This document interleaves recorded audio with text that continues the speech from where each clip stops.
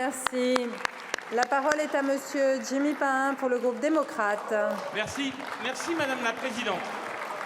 Ma question s'adresse à Monsieur le ministre de la Transition écologique. Hier a débuté à Paris la deuxième session de négociation du traité contre la pollution plastique. Le monde s'est donné pour objectif d'aboutir à un accord l'année prochaine. Un accord que la France, au sein de la coalition de haute ambition, emmenée par le Rwanda et la Norvège, souhaite contraignant et ambitieux. Avec plusieurs groupes politiques, le groupe démocrate a lancé un appel en faveur d'un tel traité. Avec nos collègues de Renaissance, LFI, Horizon, PS, écologistes, GDR, Elliott, nous avons ainsi appelé à soutenir les objectifs de la coalition qui regroupe aujourd'hui plus de 50 pays. D'abord, la réduction de la production et de la consommation de plastique. Ensuite, l'éco-conception des plastiques. Et enfin, une collecte et un recyclage efficient. Monsieur le ministre, toute cette semaine, nos pensées accompagneront les négociateurs français et ceux de nos partenaires de la coalition, car Paris devra d'ores et déjà poser les jalons d'un traité contraignant et ambitieux. La solution, c'est donc la réduction, encore la réduction. Par la suppression des polymères et des additifs problématiques, toxiques et non recyclables, et par la révolution des usages. C'est ça l'esprit des lois AGEC et Climat. La France a ainsi une législation à l'avant-garde de la lutte contre la pollution plastique. Il faut maintenant assurer sa bonne application et, quand c'est nécessaire, prendre des mesures complémentaires pour garantir l'atteinte des objectifs fixés. 100% des plastiques recyclés en 2025 et 0 plastique à usage unique en 2040. L'accompagnement public des entreprises sera un facteur de réussite de cette rapide mais indispensable transition.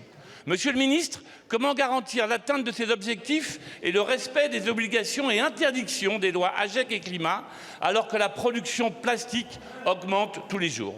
Je vous remercie. Merci beaucoup, mon cher collègue. La parole est à monsieur Christophe Béchu, ministre de la Transition écologique et de la cohésion des territoires. Madame la Présidente, Mesdames et Messieurs les députés, Monsieur le député Pain. Merci pour votre question, merci surtout pour l'initiative transpartisane que vous avez prise et qui s'inscrit dans la continuité d'une PPL que vous aviez déposée ici même et de ce combat contre le plastique que vous menez sans doute compte tenu de votre position privilégiée dans le Morbihan pour mesurer une partie de ses effets. 85% de la pollution de nos océans est constituée du plastique.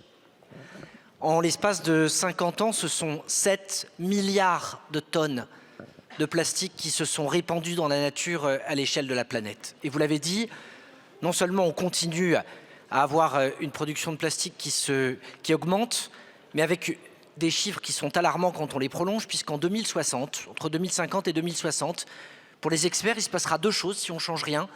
Ça représentera 10% de nos émissions de gaz à effet de serre, et plus emblématique ou inquiétant encore, le poids du plastique dans les océans pourrait dépasser la masse des poissons.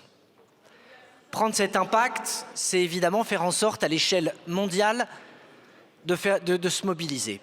80% des plastiques franchissent au moins une frontière dans leur vie.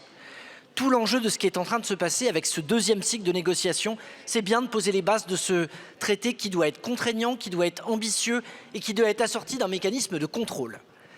La coalition à laquelle la France appartient, dirigée par le Rwanda et la Norvège, vise tous ces objectifs. Nous avons eu la satisfaction de voir le Japon nous rejoindre avant-hier, mais le travail est de longue haleine, parce que s'il n'y a pas de plastico-sceptique au niveau des individus, certains pays producteurs sont évidemment nettement moins allants que ne le sont l'Europe et l'Afrique, qui globalement sur ce sujet sont très alignés.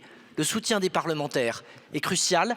La France, dans ce domaine, je ne dirais pas qu'elle est exemplaire, parce qu'on a encore des marges de progression, mais il y a des initiatives qu'on peut valoriser, notamment comme le fait d'être devenu le premier pays au monde à avoir interdit au 1er janvier la vaisselle jetable dans les lieux de restauration rapide. Merci beaucoup, monsieur le ministre.